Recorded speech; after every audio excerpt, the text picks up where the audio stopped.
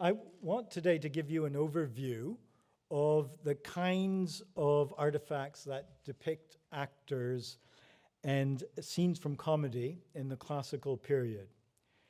There are a lot of artifacts that show actors in the Hellenistic period and so on. I won't talk about them at all. There's enough on our plates as it is. At the same time, I'd like to try and explain to you why it is that in the last 37 years, this iconography has grown from being an eccentric academic niche to one of the most vibrant and interesting research endeavors in the mainstream of classical scholarship on ancient theater. Now notice that in my title I've put scare quotes around the word Attic. One consequence of iconographic research since the 1980s is a growing sense that, with few exceptions, the drama performed in Athens very soon became universal and pan-Hellenic. In general, we find that past scholarship has exaggerated the cultural isolation and regionalism of classical Greece. So let me try and weave these two stories together and present the material partly through the lens of scholarly reception so that you get a sense of the excitement of more recent discoveries. So let's see if they start. Oh, why am I not advancing?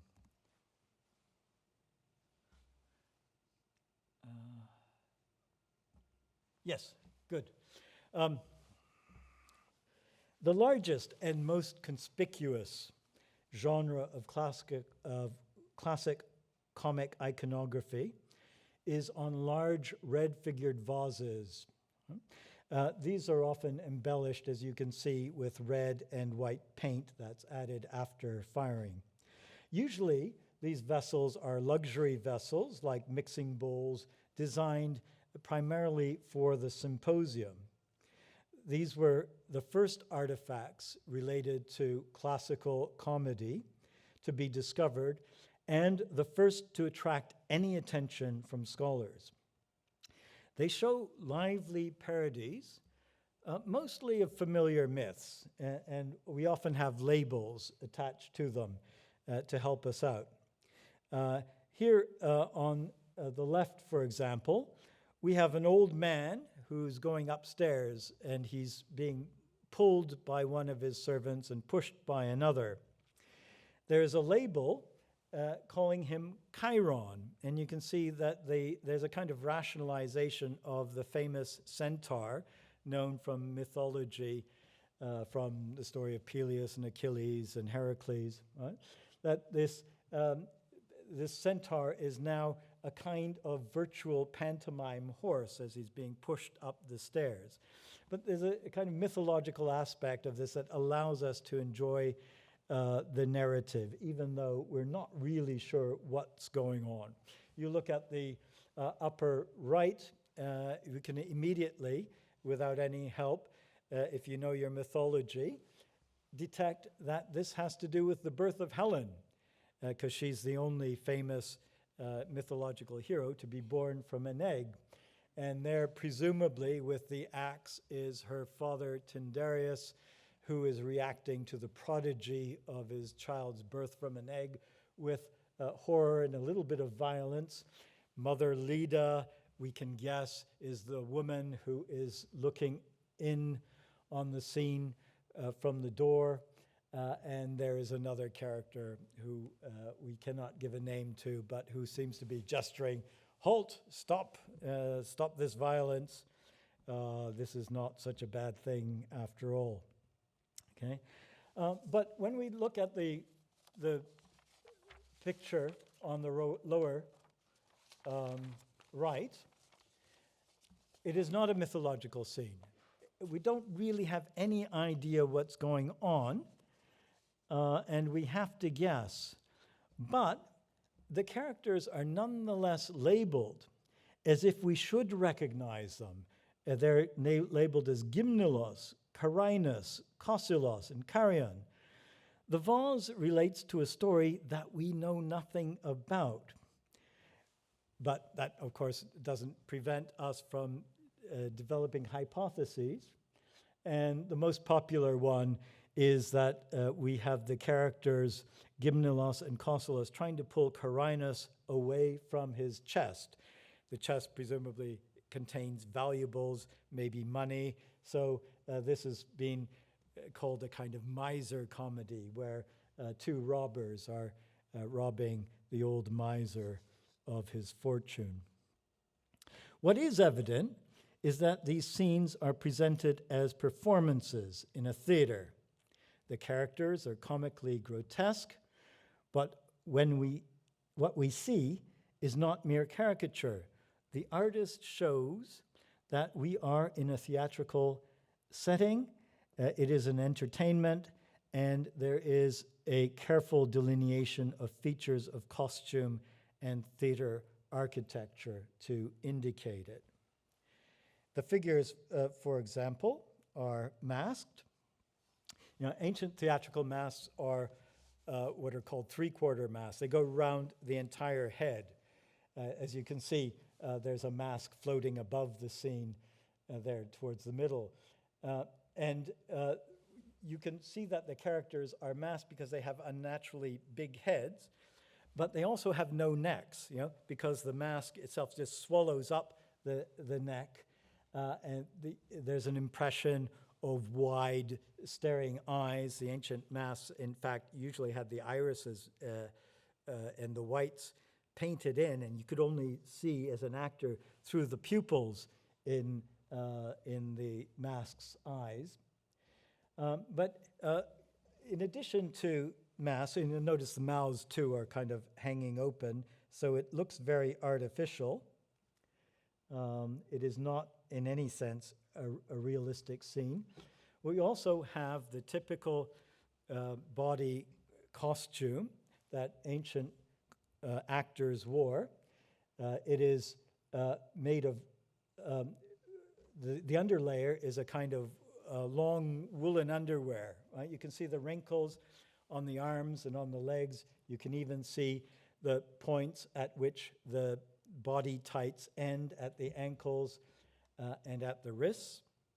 Above that, we have what is called the little body, the bodysuit, made apparently out of leather. And this artist here, Alstias, paints his bodysuits red, but probably in most cases they're meant to be flesh-colored. They're meant to represent the naked body. So this is what we call stage nakedness. And you can see that there's an interestingly ambivalent kind of weighting of the body fat that this costume adds to the comic figure. There are padded breasts and padded buttocks, suggestive of a feminine physique, but also pot bellies, which are very masculine, and of course the notorious phallus that forms part of every male comic costume. Here you can see a male figure and a female figure. And the importance of having this gender ambivalent costume is, and not only is it very Dionysian, so this kind of ambivalence is very Dionysian, but it helps the actors change roles very quickly, because you only have 3 actors who perform all the characters in the comedy, and sometimes a male actor has to play a female role and come on very quickly after the male role has gone off, and the female role simply requires the actor to put on a long garment, which will go down to the ankle length, and of course a female mask, whereas the male characters are always immediately identifiable, because either they're what's known as stage naked, or they wear a very short garment which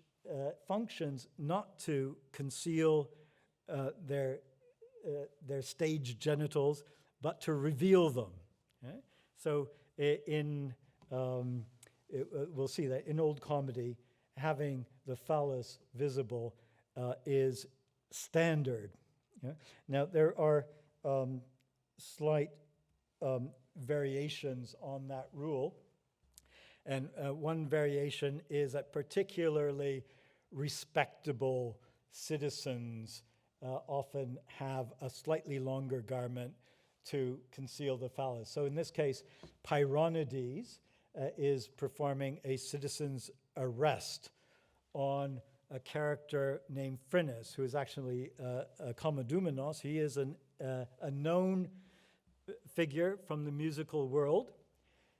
He's an innovator and something of a social rebel. He is the Mick Jagger of his day, even looks a little bit like Mick Jagger, Phrynis. And you notice that his phallus is visible because he's not a respectable character, but Pyronides' phallus is nicely covered up. The other exception is, of course, that comedy becomes sort of disappointingly decent very gradually from about 350 BC onwards. So that initially you get respectable citizens wearing longer garments, so the phallus is no longer visible. And by the time of Menander, possibly only slaves sometimes sat in such a position that you could see the phallus, but it was not normally visible in performance as it was in the earlier classical period. So the other thing, of course, that stresses the artifice and artistry of the stage is the stage setting. And what you typically see on this corpus of vases is that we've got a low stage, maybe a meter to a meter and a half above the ground line, which would represent the orchestra. Sometimes there's ladders of 3 or 4 rungs or steps going from the stage to the orchestra. And notice that the actors can perform either in the orchestra or on the stage, or indeed inside the stage building, which is behind the low stage and which is accessed through doors and which can also be accessed through windows, as you see on the upper right. So these vases can tell us quite a lot about the experience of comic performance in the theater in antiquity. You could take the example of one of the earliest of this group, one of my favorites. It is the only vase that actually gives us snatches of conversation. I don't believe, some people say that you can put these lines together in iambic trimeters. I don't believe that it is in verse. I think the artist is giving us the gist of what was being said on stage, and it's not even clear what the order of conversation is. But we've got an old woman on the stage, and she makes this gesture towards the characters who are in the orchestra, and she says, ego par hexo, which is the formula that you repeat in order to allow the authorities to torture your slave for confessions or information. There is a character who's on your left who looks like a thug and carries a stick. And he says norare teblo, which means nothing in Greek. And people think that this is to indicate that he is Scythian policemen who were used in Athens. They never used citizens to do police work. They only used foreign slaves. And so it looks like the guy in the middle is in trouble. We don't know exactly what he's done, but he raises his hands and he says, "My hands are tied up." Now, this is very interesting, and I'll say a little bit more about it, but let's have a closer look at the figure here. Again, the typical comic costume. You can see the wrinkles of the woolen tights, and remember that ancient drama festivals, like the Warwick Drama Festival, took place in midwinter, so actors are very happy to have woolen tights representing their nakedness, because it's an outdoor theater. He's got very clearly delineated the bodysuit, and including the phallus. Look at the astonishing stage realism of this. You can even see the buckle with which the actor adds the padded rump to the front part of the bodysuit, which has the padded breasts, the belly, and the phallus attached to it. You know, obviously, it was a lot easier to get into the suit if you just buckled this piece on than if you tried to enter it from the top or from the bottom. So these vases show an astonishing amount of costume realism.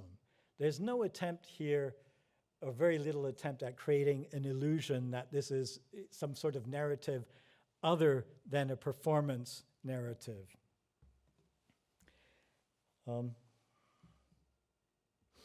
But let's go back to the statements. The old woman says, I'm handing him over. The man in the middle of the orchestra says, they've tied up my hands. Now, this has bothered people because you can't actually see any ropes with which they've tied up his hands. So the scholars have come up with this theory that, oh, maybe it's some sort of magical spell that's being cast on him, and they've tied up his hands through some sort of hex. But I encourage you to think of it a little bit differently and to see it as an index of the acting style of ancient comedy.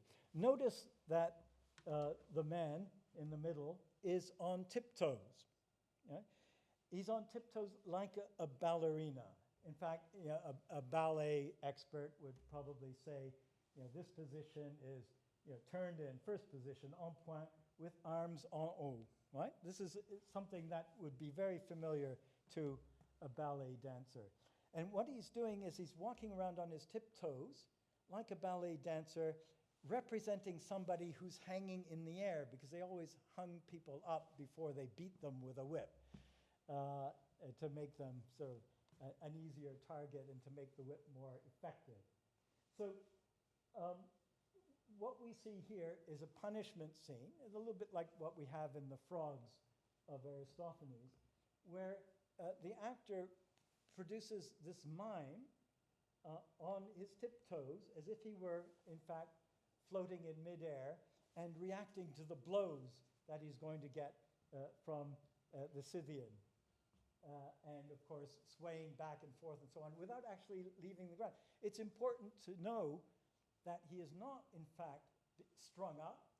It's important to know that he's not, in fact, being beaten, but he gives this wonderful mime performance of somebody who is actually being beaten with all the illusionistic movements of one who really is suspended in the air and being beaten. So little things like this are very eloquently described for us from this corpus of vases. Right? Now, there are quite a lot of these vases. We know of some 500 of the sort that I've just been showing you. A lot of them just show masks, but a very sizable percentage shows, about 30% show scenes, whole scenes, like the ones we've just been looking at, and the rest show costumed actors. And they show us a fairly consistent view of costume, performance conditions, but also some very special insights into particular performances. Right? Now, The unfortunate thing in the history of scholarship, a massive failure of scholarship, began in the 19th century. From about the 1840s, these vases attracted a fair bit of scholarly attention. But it was generally, and we now know wrongly, decided that they depicted a form of popular subliterary entertainment that had nothing to do with comic theater or anything to do with the kind of theater that is described by our preserved texts. Now, the main reasons for this view were, first of all, these vases were all found in South Italy, not in mainland Greece. And you can see all those cities represented are where they were found, but the red arrows show where they were actually produced. Now, these cities, most of them are Doric cities, and it is known from Aristotle's Poetics that the Dorians claimed that they had a comic tradition which was much older than the Attic tradition. And a number of Doric cities made this claim, including Megara Hyblaea in Sicily. And it is known also from many sources that Epicharmus produced in Sicily a kind of comedy in the early 5th century. And we also know from a number of Hellenistic sources that the Italian Greeks had a kind of farce or clown show that they put on, which was called Phliakes, or a Phliax in the singular, that later developed a literary form which was called Hilarotragoidia about 320 BC. So this model was developed by 19th century scholars, and the important thing is that it was completely Doric. All these vases were showing a kind of subliterary Doric comedy. They called them Phliakes, thinking that it was this particular group of clown show that was being described. And the important thing to get out of this is that the assumption was that these vases had absolutely nothing to do with Attic comedy. It was a totally separate tradition, and also it was an inferior tradition. It was subliterary, kind of folk tradition, buffoon shows in the marketplace, that sort of thing on temporary stages. And people even resisted using the word comedy to describe these. They called them mummeries or farces or clown shows or something like that.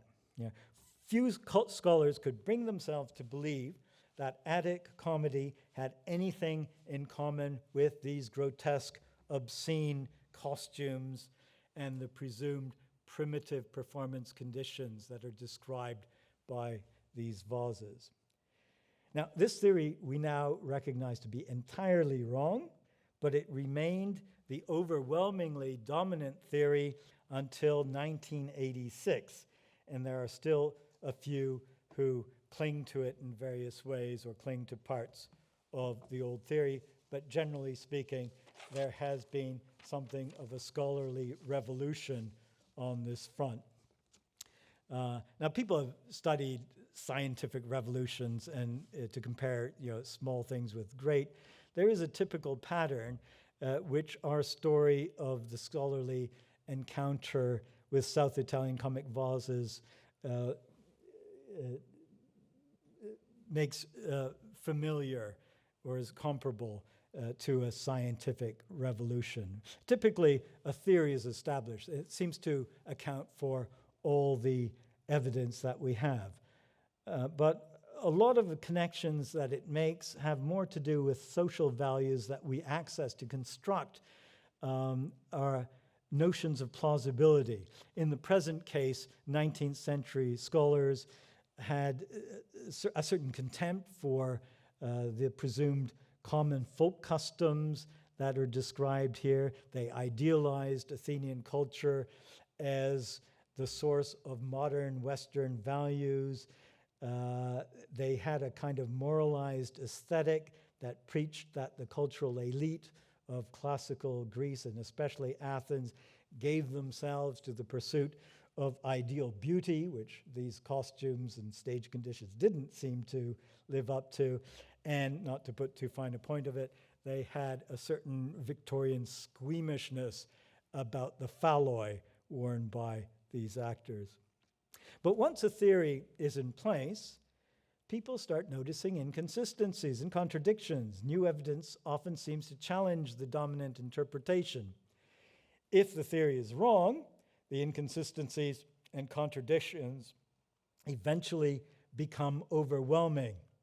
But generally speaking, more scholarly effort is put into explaining away the inconsistencies and contradictions as unique exceptions or exceptions that prove the rule than into challenging the fundamental basic model. But at a critical moment, the whole thing comes crashing down. Well, I'll show you a couple of things that really seriously challenged the theory of the flea vases, but didn't actually make much of a dent in it.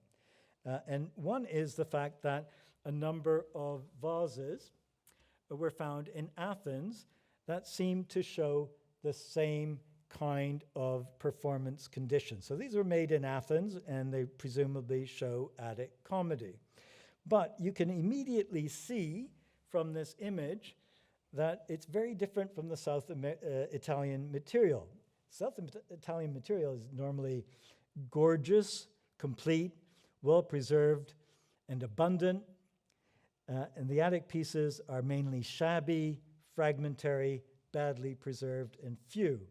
There are, in fact, only about a half dozen, or 1/100th of the number of Attic pieces that are relevant in vase painting compared to the South Italian.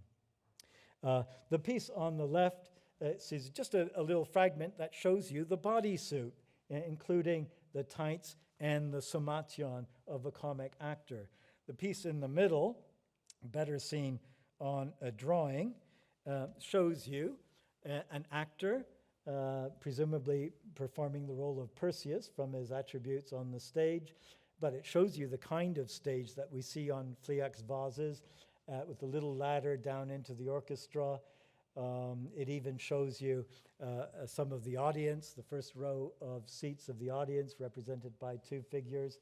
But if you look at the costume of the character, it doesn't have the same kind of stark realism of the South Italian vases, but the fellow has a big head, and it's a little bit on the ugly side. And maybe more significantly, you can see the lines at his wrists and ankles, showing that he's wearing the body tights of an actor, even though he's shown to be naked. And you can see the phallus there, which apparently is tied in a loop. All right? So this is an Attic piece of about 520 to 20 years before the South Italian sequence starts. And the third figure that we looked at, again, it shows a fairly shabby piece of art. It's a cheap polychrome little jug, and but it does show, it's quite important, does show the kind of body fat that is typical, both front and back of a comic actor. And it's particularly important because of the inscriptions. You see enough of the character on the left to see that he is Dionysus. It's the only name that fits there. And the 4 on the character on the right is probably, very probably, Phormio. And we know that there was an encounter between Dionysus and the Athenian general Phormio in the Taxiarchoi of Eupolis, produced 20 years earlier on the Attic stage. So here we have a very clear indication that we are dealing with Attic comedy, and it seems to be indistinguishable in the image of the production from South Italian comedy. What is different is the kind of material that we find it on. Now, the main differences I already pointed out. The South Italian, they're many, they're well preserved, they're large luxury vessels, they're finely painted, they show a high degree of theater realism, where the Attic are few, scrappy, they're small jugs, they're poor to medium quality, and they have only a more subdued or moderate form of what we might call theater realism. The difference in number and state of preservation is easy to explain from the customs that preserved them. In South Italy, most of the vases were preserved in a protected, sealed environment, namely in tombs, not normally Greek tombs, but the tombs of native Italian people who lived in the hinterland of the Greek cities that produced these vases. So they were almost perfectly preserved, and the type of grave good that was preferred by these Italian people were vases that had Dionysian motifs, because Dionysus was regarded as god of the afterlife and the mysteries, but also sympodic vessels because the afterlife was conceived as a kind of Valhalla, a never-ending symposium or party.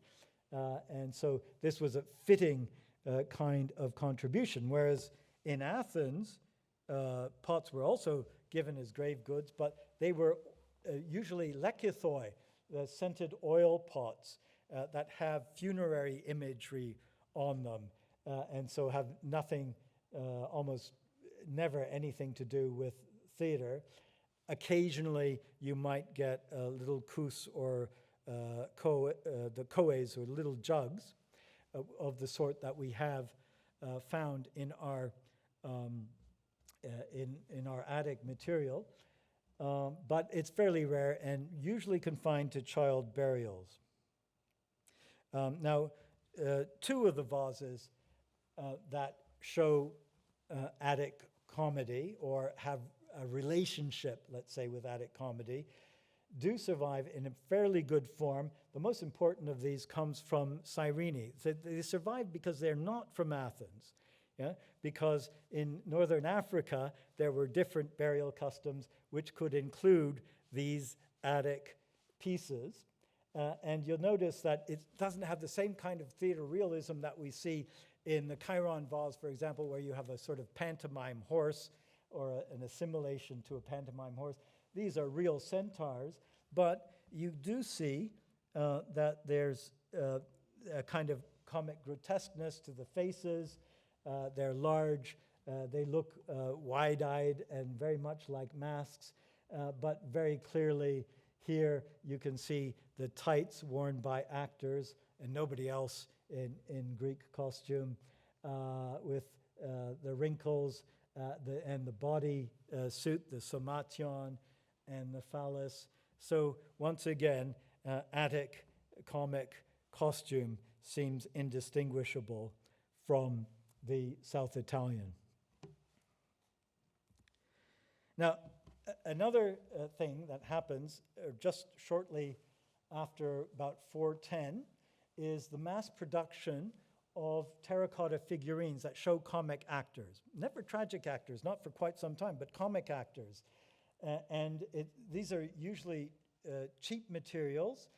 They're mold-made, and we can see a number of figurines coming from the same mold. We can see an attempt to recreate a mold that is worn out to perpetuate a line. The interesting thing about these figurines is they're not particularly found in Athens. They're found all over the Greek world.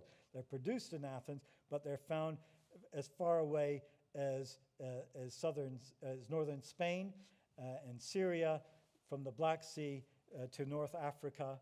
And the very probable explanation of this is that they were souvenirs that were sold at the Athenian Dionysia to all the many foreigners who attended the Dionysia. Right? So there were cheap souvenirs, which explains why we have a kind of lower class of vessel. And of course, the single figurines don't tell us much about scenes. But you can see it's conspired in such a way that the quality of the information that we had from Athens was easily sort of brushed aside, saying, this is different, this is just crap, this isn't the stuff that we have from southern Italy, can't relate to the same thing. Okay, so there is one challenge to the flea theory that could be brushed aside. Another challenge to the flea theory was the fact that was pointed out by a number of scholars that the inscriptions that we have on these pots, particularly the one that gives lines from the comedy, they're in impeccable Attic dialect. They're not in Doric. So we have a situation in which something looks like X and it sounds like X, but everyone says it's not X. Right? In this case, they held out against the evidence because they had a theory that seemed to fit and had been around for a very long time. So probably the little koes and so on were also souvenirs, the little jugs that we have that don't very well preserve the scenes from the Attic theater. And we actually have a reference from a travel guide of the 4th century BC saying that he found on the market in Atlantic North Africa little koes of the sort that are sold at the festivals in Athens. So we had all this evidence that suggests that the flea vases were not flea vases at all, but Attic comedy. But scholarship can be a stubborn institution, and sometimes it takes something with the force of a bullet to get received models no longer adequate to the evidence out of the collective skull. And the silver bullet came in 1986. Here it is. This tiny bell crater shows two comic actors on a raised ground line. The actor on the right, whose body tights are clearly visible, kneels astride an altar. His right hand holds a sword, his left a wineskin. The wineskin is, very oddly, fitted with closed shoes tied at the arch in the Persian style. From the left, an actor in female costume rushes in carrying an oversized drinking cup. Above and between them hangs a mirror in profile, and the reflective surface of the mirror faces the figure on the altar. It's not entirely clear whether the actor on the altar is playing a male or a female role. On other vases and on figurines of this date, we normally encounter male characters who have beards and a very short tunic, as I said, designed to reveal the phallus. The character atop the altar has no beard, and he has a knee-length tunic. He is, in fact, of indeterminate gender, and on the evidence, deliberately so. If you look closely at his face, you can see that there are a number of lines around the mouth that clearly mark splotches as if they were razor stubble from shaving. And while his garment is too long to be male, it's definitely too short to be female, but it's nevertheless girded above the waist like female dress normally was in Athens. Other feminine features of the costume are the headband and the rather fluffy hairdo that he sports, both of which are paralleled by female characters on other South Italian vases. Now, the actor's stance on the altar is well known to iconographers as the kneeling position. It characterizes mythological scenes showing heroic suppliants fleeing to take sanctuary on altars and sometimes with swords drawn. The stance is most closely associated with the climactic scene of a tragedy by Euripides called the Telephus. It is, in fact, a favorite. Sorry, I didn't show you the razor splotches. There you are. You see the splotches around his mouth showing the razor stubble. And here is Telephus represented on both Attic and South Italian vases. Now, Telephus was the king of Mysia, and he goes to Argos disguised as a beggar. This story is that he came to infiltrate the war council of the Greeks, who were about to invade Troy and are planning their expedition in the palace of Agamemnon. He explains in the prologue how the first Greek expedition to Troy went off course and landed in Mysia, and how he was forced to repulse the Greeks when they began laying waste to his own country. In the course of the fighting, Telephus was wounded in the leg by Achilles, and when the wound began to fester, Telephus sought help from the oracle of Apollo in Mysia, and the oracle responded that the wounder would heal. So thinking that this meant Achilles, Telephus entered Argos in disguise in order to await the proper opportunity to confront Achilles. But during the war council, news came that the enemy had infiltrated the council, and suspicion immediately falls on Telephus.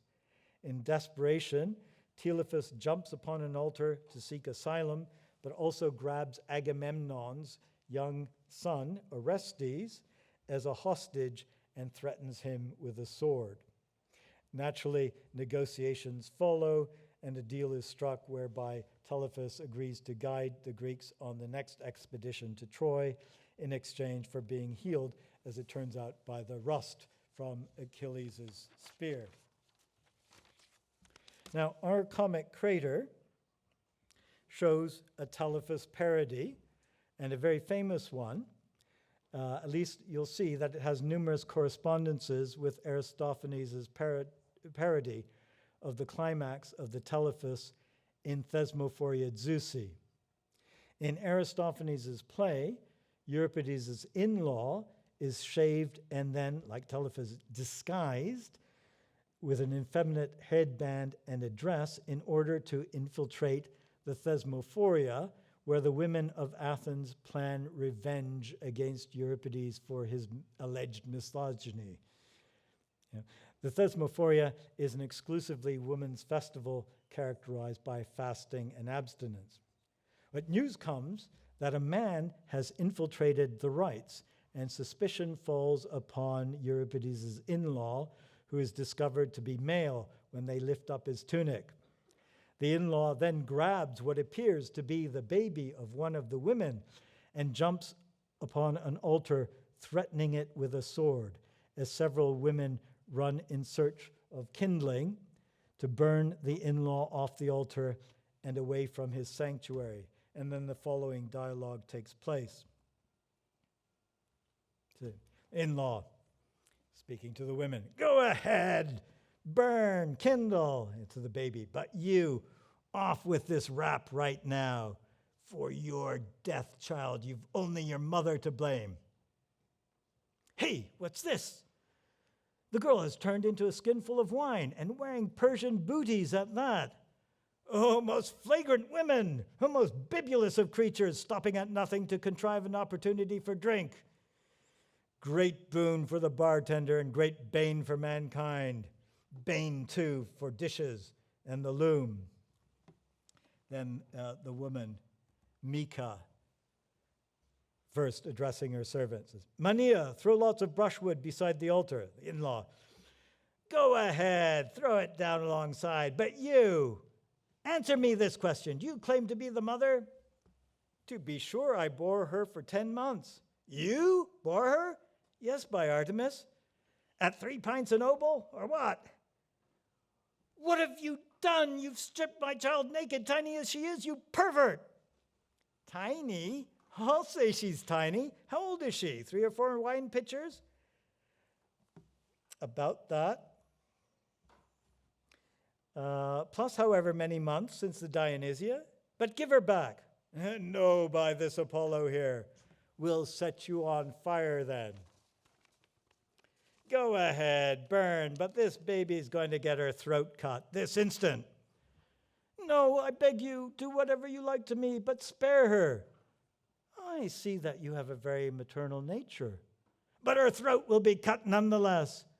Oh, my child, Mania, give me the sacrificial basin so that I can at least save the blood of my baby. As you can see, the details on the vase correspond accurately to the implied action. The Telephus parody on the altar, the wineskin with the little perseid baby booties, the woman running towards the threatened wineskin with a vessel to catch the so-called blood of her baby, the headband of the figure on the altar, the longish tunic which hides the actor's phallus, the beardless face and the razor stubble. Even the mirror has a place in the shaving scene before this episode. It's clear that on this South Italian crater, we have something very close to what we might legitimately call a representation of the climactic moment of a drama produced in Athens 40 years earlier, namely the Thesmophoridzousi of Aristophanes. Now, once it became clear that the so-called Flea could depict the kind of comedy we know from Athens, then other correspondences between pots and known plays, long noted but generally ignored or repressed in debate, came to be reconsidered in a far more favorable light. And here are 3 South Italian vases that I'm fairly confident relate to known comedies, all produced in Athens in the last 3 decades of the 5th century, including the Acarnanians of Aristophanes, the Frogs of Aristophanes, and Eupolis's Demoi. Now, since 1986 then, the question was no longer whether the South Italian images had anything to do with comedy in Athens, but whether they have anything to do with any presumed comedy, farce, or clown show known from the Doric tradition. Since 1986, the study of comic iconography has flourished as never before. Despite a tiny handful of naysayers who deny their importance to the history of theater, the genres of evidence I've shown you are now generally treated by scholars as an invaluable source for matters of costume, gesture, performance conditions, the chronology of the spread of theater throughout the Mediterranean, and aspects of the reception of comedy in antiquity. Indeed, it's probably wrong by the beginning of the 4th century BC to think of comedy as being Athenian at all rather than Greek, even despite the fact that so many of our old comedies have seem to turn on local Athenian politics. This is especially true of the 140 or so vases that show whole comic scenes, some of them of comedies that we've yet to identify, and many of them of comedies that are long lost to us forever, but of actual and real comedies nonetheless. So thank you for that.